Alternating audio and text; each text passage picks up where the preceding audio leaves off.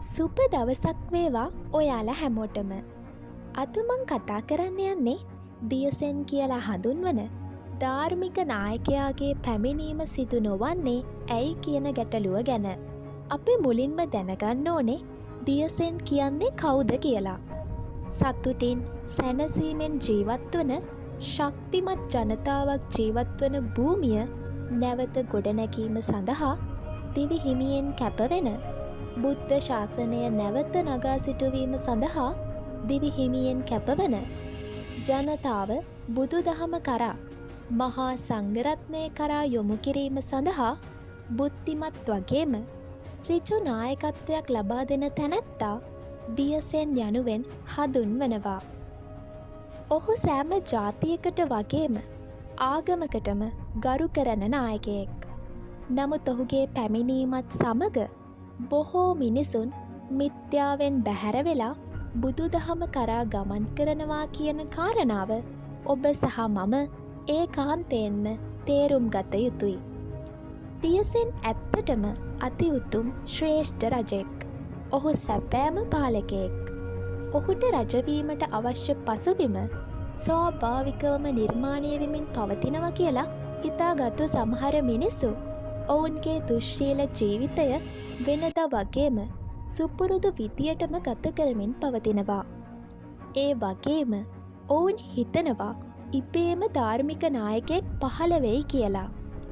නමුත් එම නිසා සිදුවන්නේ ධාර්මික නායකයෙක් පහළවීම නොව ජනතාවගේ පාපශක්තිය ප්‍රබල වී අධාර්මික නායකයන් රජවීම නිසා මිනිස්සුන් දිනෙන් දින තව තවත් දුකට ගමන් කිරීම පමණයි.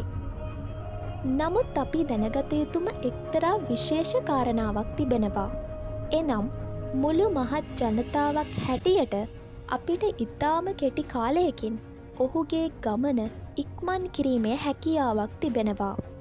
අපි ගුණධර්ම වඩවන්න ඕන.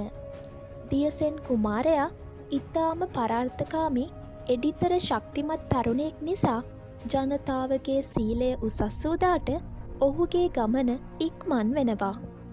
එම නිසා අපි පරාර්ථකාමීව දිනෙන් දින අපේ වැරදි හදාගෙන ඔහුගේ පාලන ක්‍රමයට ගැලපෙන මිනිසුන් කොට්ටාසයක් බවට පත්විය යුතුයි.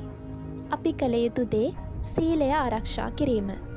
ශක්තියක් දරාගෙන මහපොළොව මත ජීවත්වීමට හැක්කේ සිල්වත් මිනිසුන්ට එනම් සංවර මිනිසුන්ට පමණයි. සීලය ආරක්ෂා කරලා අපි නිසි පසුබිම සකස් කළොත් ඔහුගේ නායකත්වය ඉතාම කෙටි කාලයක් තුලදී මේ සමාජය තුළින් ඉස්මතු වෙනවා ඒකාන්තයි. එය ඉතාම ප්‍රායෝගිකයි. බුද්ධ ශාසනයට වගේම මිනිසා වෙනුවෙන් ඔහු විසින් කළ යුතු රාජකාරි ඉතාම බහුල වශයෙන් තිබෙනවා. ඔහුගේ බලය ගුණය වගේම ඔහු ළඟ තිබෙන දැනුම පරිපූර්ණ දැනුමක් ඔහු සතුව තිබෙනවා. වසර ගණනාවක් තුළ මා කරන ලද පර්යේෂණවලදී මට දැනුණ දේ මං ඔබලාට පවසන්නම්. මේ වෙනකොටත් එතුමා මේ මහපොළොව මත පහළ වී තිබුණත් ජනතාව පිරිහී ඇති නිසා ඔහුට රජවීමට අවශ්‍ය පසුබිම නිර්මාණය වීම ප්‍රමාද වෙලා තිබෙනවා. එම නිසා අපි සිල් රැකිය යුතුයි. දාන සීල භාවනා කළ යුතුයි. වෙනදාට වඩා යහපත් මිනිසෙකු වීමට උත්සාහ කළ යුතුයි.